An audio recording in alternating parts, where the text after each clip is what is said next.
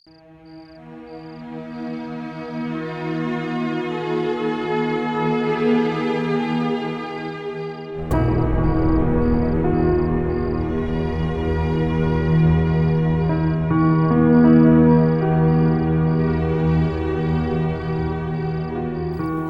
ചിരിച്ചോ നീ? കണ്ടില്ലേ എല്ലാവരും നടുങ്ങി നിൽക്കുന്നത്? എല്ലാവരും തോറ്റു, നീ മാത്രമാ ജയിച്ചത്.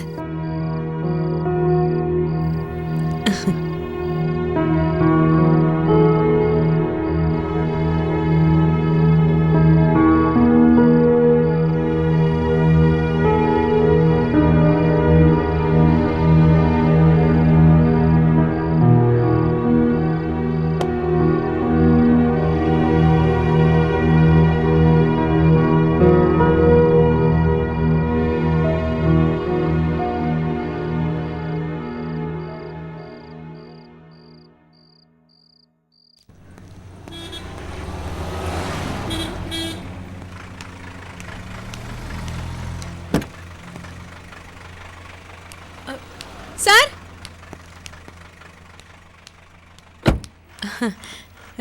Good morning sir. Good morning. Sir ഷോപ്പിംഗിന് പോയിരിക്കുമായിരുന്നോ? യെസ്. എന്താ സാർ മോളെ കൂടെ കൂട്ടാഞ്ഞേ? നവതിയാണല്ലോ. അവൾ ആന്റിയുടെ വീട്ടിലാ.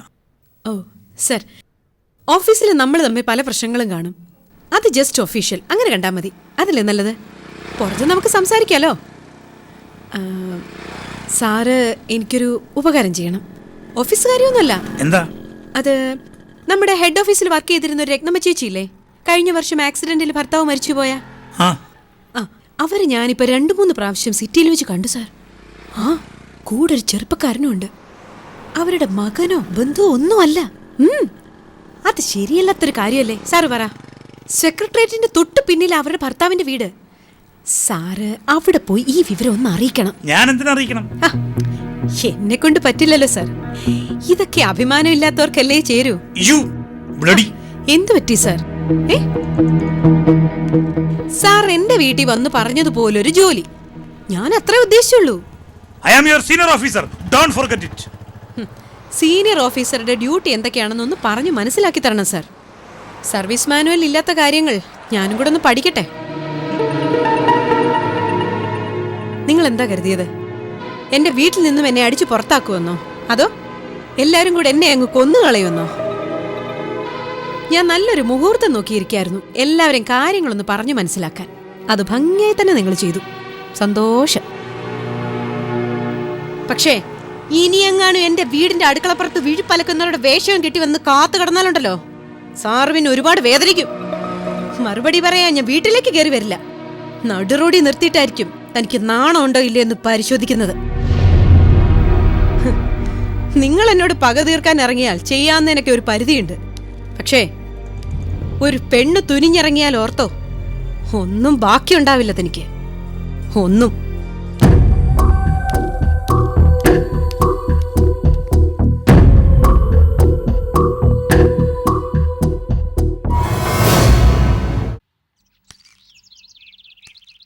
ഇന്നലെ രാത്രി അവളുടെ വാക്കുകൊണ്ട് രക്ഷപ്പെട്ടപ്പോ എല്ലാം അവസാനിച്ചു താൻ കരുതിയോ? അതെന്റെ വീടാ, എന്റെ അമ്മയുള്ള വീട്. അവിടുത്തെ അന്തരീക്ഷം എനിക്കും കുറച്ച് മാനിക്കണമായിരുന്നു.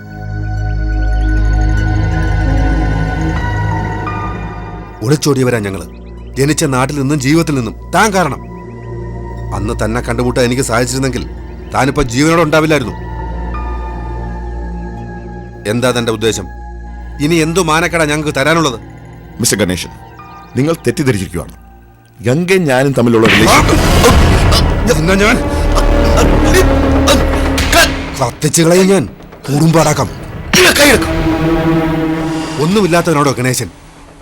ഒന്നും നഷ്ടപ്പെടാനില്ലാത്തവൻ. ഒരു കുടുംബം ചാച്ചരച്ച് വലിച്ചെറിഞ്ഞിട്ട് നിനക്ക് ന്യായം അല്ലടാ? ഇനി ഗംഗയെ കാണുകയോ സംസാരിക്കുകയോ ചെയ്താൽ പറഞ്ഞത് മുഴുവൻ ഞാൻ ചെയ്യും. പണമില്ലാത്തവന്റെ തലയിൽ കയറാൻ നിനക്കൊക്കെ അവകാശം തന്ന ദൈവം നിന്റെയൊക്കെ തലവെട്ടാനുള്ള അധികാരം ഞങ്ങൾക്ക് തന്നിട്ടുണ്ട്. കേട്ടോടാ? ഇനി ഒരിക്കൽ നമ്മൾ തമ്മിൽ കാണേണ്ടി വരരുത്.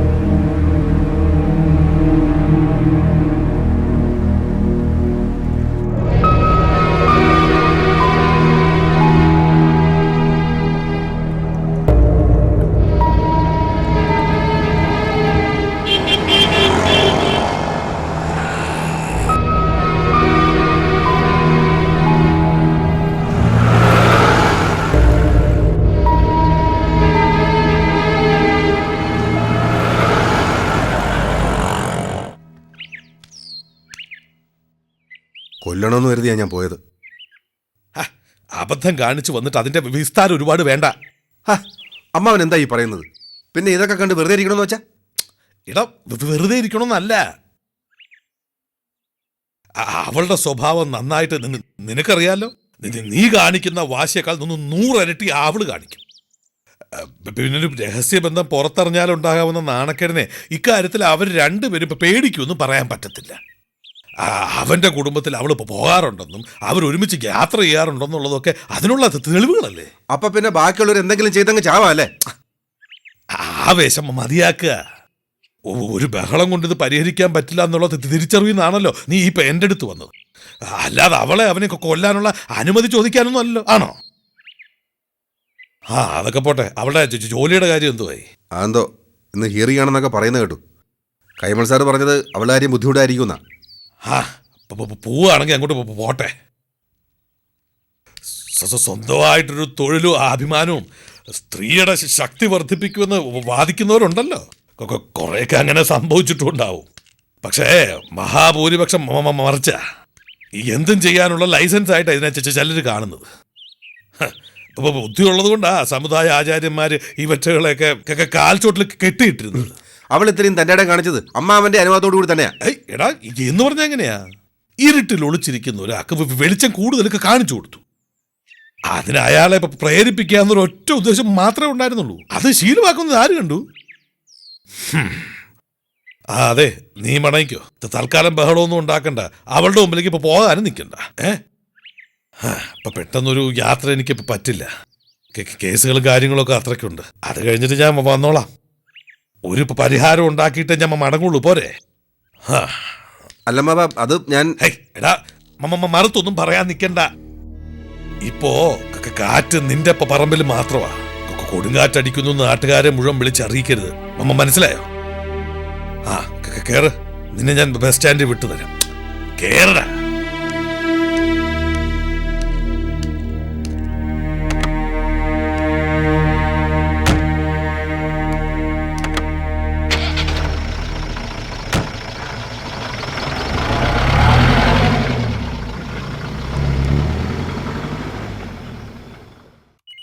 ഗംഗാ മാഡത്തിനെ തെളിവെടുപ്പിന് വിളിച്ചവർ വയറ് നിറഞ്ഞ് മടങ്ങിയെന്നാ കേട്ടത്.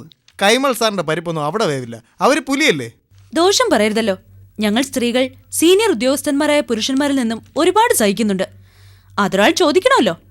അക്കാര്യത്തിൽ ഗംഗാ മാഡത്തോട് ഞങ്ങൾക്ക് മതിപ്പാ. കൈമൾ സാർ പുതിയ മാർഗം നോക്കിക്കോളും. സൂപ്രണ്ടും ജൂനിയർ സൂപ്രണ്ടും തമ്മിൽ നല്ലൊരു അംഗം നടക്കും. Good morning madam. Good morning madam. Good morning madam. Morning morning. Madam, congrats. വിവരങ്ങളൊക്കെ ഞങ്ങൾ അറിഞ്ഞു. മാഡത്തിനെതിരായ പരാതികൾ അവസാനിച്ച നിലയ്ക്ക് മാനനഷ്ടത്തിന് കൈമൾ സാറിനെതിരെ ഒരു പരാതി കൊടുത്തൂടെ? നിങ്ങൾ ഉദ്ദേശിക്കുന്ന പോലെ ഒരു ഫൈറ്റിന് എനിക്ക് സമയം കിട്ടുമെന്ന് തോന്നുന്നില്ല. ഇപ്പൊ ഒരു പൊട്ടിത്തെറി കേൾക്കാം. May come in sir?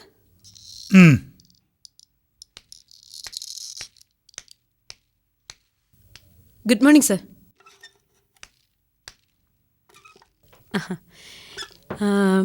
ഒഫീഷ്യലായി കാര്യങ്ങളൊക്കെ സാർ അറിഞ്ഞു കാണുമല്ലോ അല്ലേ? അറിയിച്ചു. എനിക്കെതിരെ എന്തോ ഒരു വലിയ വിധി നേടിയെടുത്തായി തോന്നുന്നുണ്ടോ? ഇല്ല സർ. എന്നെ ബുദ്ധിമുട്ടിച്ച ഒരു കാര്യത്തിൽ നിന്ന് ഞാൻ ഒഴിവായി. അല്ലാതെ അതിന്റെ എതിർഭാഗത്ത് ആരായിരുന്നു എന്നത് എനിക്കൊരു വിഷയമേ അല്ല സർ. ഇപ്പോ തർക്കമുള്ള ഒരു വിഷയം ഉണ്ടാകുമ്പോൾ അതിനിടയിൽ മധ്യസ്ഥരോ കോടതിയോ ഉണ്ടാവുക സ്വാഭാവികം. അത് കഴിഞ്ഞു. ഇനി ഈ ഓഫീസ് സുഗമമായി മുന്നോട്ട് പോകണം. എന്റെ ഭാഗത്തു നിന്ന് പ്രശ്നങ്ങളൊന്നും ഉണ്ടാവില്ല. തിരിച്ചില്ലാതിരുന്നാൽ ജീവിതം ഇപ്പോഴത്തെ പോലെ തന്നെ തുടരാനാണോ തീരുമാനം? ആ ചർച്ച വേണോ സർ? വേണ്ട. ഓഫീസിന്റെ ഡിഗ്നിറ്റി കാത്തുസൂക്ഷിച്ചാൽ മതി. ഓ, ഓഫീസിലുള്ളവരുടെ സദാചാരം നോക്കാനും റിപ്പോർട്ട് ചെയ്യാനും സാറിന് അധികാരമുണ്ടോ? ഒരാളുടെ കൂടെ അല്ല സർ.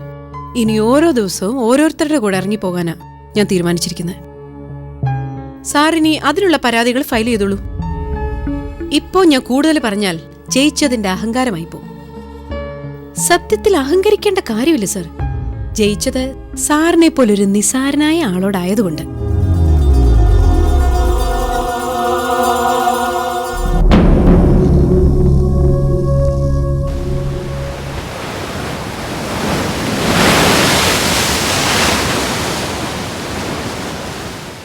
കൺഗ്രാറ്റുലേഷൻസ്.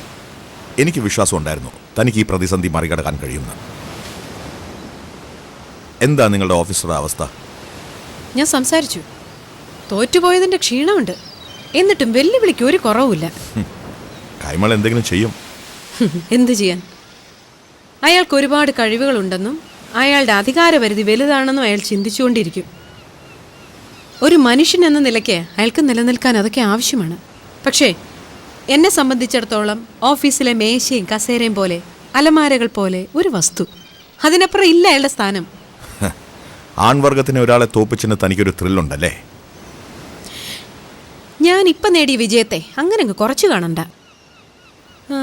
വേണമെങ്കിൽ അധികാര ദുർവിനിയോഗം നടത്തുന്നവർക്കെതിരെയുള്ള ഒരു ഒരു ഒരു ഒരു താക്കീതെന്നോ അബലയുടെ പോരാട്ട വിജയമെന്നോ നല്ല കുറച്ച് വാചകങ്ങളാവാം. ഓക്കെ, നമുക്ക് വേണമെങ്കിൽ ഒരു കോഫി കുടിക്കാം, ഒരു സന്തോഷത്തിന്. ആണിനെതിരെ ഞാൻ നേടിയ വിജയം നിങ്ങൾക്ക് സന്തോഷമാണോ? യാ ഷോ. അപ്പോ ഞാൻ നിങ്ങളെ എങ്ങനെ ജയിക്കും? അതെന്നേ നീ ജയിച്ചു. ഈ തോൽവിക്ക് സുഖം ഉള്ളതുകൊണ്ട് ഞാൻ ജീവിക്കുന്നു, അത്രമാത്രം. ഓക്കെ, എങ്കിലൊരു കോഫി ആവാം. യാ. കുറേ ദിവസമായിട്ട് ഇതിൻ്റെ പുറകെ തന്നെ ആയിരുന്നു. ഇനി മനസ്സൊന്ന് ഫ്രീ ആക്കണം. ഞാൻ നാളെ മുതൽ വീണ്ടും നടക്കാൻ ഇറങ്ങിയാലോ എന്ന് ആലോചിക്കുക. That's a wonderful idea. Maybe I can join you too. എനിക്ക് കാവലായിട്ടോ? No, not like that. നടക്കാം, സംസാരിക്കാം. ഞാൻ മഞ്ജുവിനോടും പറയാം, അവൾക്കും ഇഷ്ടമായിരിക്കും, അവളും കൂടെ വരട്ടെ. ഓക്കെ, മഞ്ജു വരട്ടെ. ഒന്നിച്ച് നടക്കുമ്പോൾ കൂടെ അവളുണ്ടെങ്കിൽ നിങ്ങൾ എന്നെ ബലാത്കാരം ചെയ്യില്ലല്ലോ അല്ലേ?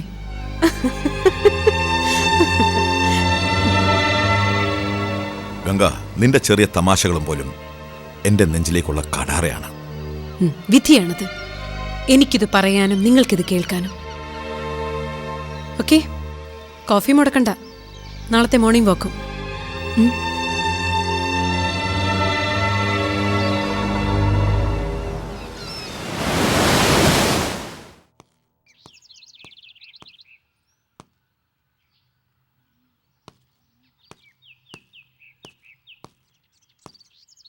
മോളെ, പഠിക്കുവന്നോ? എന്താ പപ്പ, പപ്പ ഇന്നലെ ഹാപ്പി ആണല്ലോ. യാ. നമുക്ക് വേണ്ടപ്പെട്ട ഒരാള് വലിയൊരു കാര്യത്തിൽ വിജയിക്കുമ്പോൾ സന്തോഷം തോന്നില്ലേ? എന്താ കാര്യം, കേക്കട്ടെ. ഗംഗ ആന്റിക്ക് ഓഫീസിലൊരു ഇഷ്യൂ ഉണ്ടായിരുന്നു എന്നറിയാമല്ലോ. പപ്പ പറഞ്ഞിരുന്നു. That's been solved. വെറുതെ ഒന്നുമല്ല, ഗംഗ ഫൈറ്റ് ചെയ്ത് നേടി. ആണോ? She is so bold, അല്ലേ? യെസ്. വലുതാകുമ്പോ എനിക്ക് ഗംഗാന്റിയെ പോലെ ആവണമെന്ന് ആഗ്രഹം. ഞാൻ ഗംഗാന്റിയോട് എപ്പോഴും ഓരോ കാര്യങ്ങളൊക്കെ ചോദിക്കും. എന്തിനാന്നറിയോ? ഗംഗാന്റി നടന്ന വഴിയിലൂടെ ഒക്കെ നടക്കാൻ. Manju,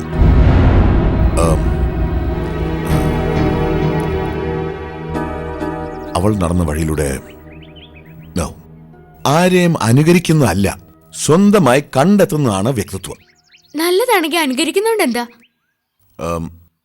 No, let's leave all that, okay? Okay. പിന്നെ നാളെ മുതൽ ഞാൻ മോർണിംഗ് വാക്കിന് പോവാണ്. നീ ഉണ്ടോ? രാവിലെ എപ്പോ? 5 o'clock, okay? അയ്യോ, 5 മണിക്കോ? ഞാനില്ല. പപ്പയ്ക്ക് എന്താ ഇപ്പൊ ഇങ്ങനെ തോന്നാൻ? വയസ്സായില്ലേ, ഇനി എപ്പോഴാ വീഴാന്ന് അറിയില്ല. ആരോഗ്യം വീണ്ടെടുക്കാൻ ഒരു ശ്രമം. മദ്യപാനവും പുകവലിയൊക്കെ മതിയാക്കി പപ്പ എക്സസൈസ് ചെയ്യാൻ തുടങ്ങിയ ഷുവർ പപ്പയുടെ കണ്ടീഷൻ ഓക്കെ ആവും. She also told me that. ഗംഗയാണ് ഈ തീരുമാനം എടുത്തത്. ഗംഗയെ കൊണ്ട് നടക്കാൻ. ആഹാ, എന്ന് പപ്പ പറയണ്ടേ? ഗംഗാന്റെ കൂടെ നടക്കാൻ വെളുപ്പിന് 5 മണിക്കല്ല, ഏത് പാതിരാക്കായാലും ഞാൻ ഉണ്ട്. നാളെ തന്നെ തുടങ്ങാണോ? Yeah, sure. Go ask your mother. ഞാൻ ഇപ്പൊ ചോദിക്കാം.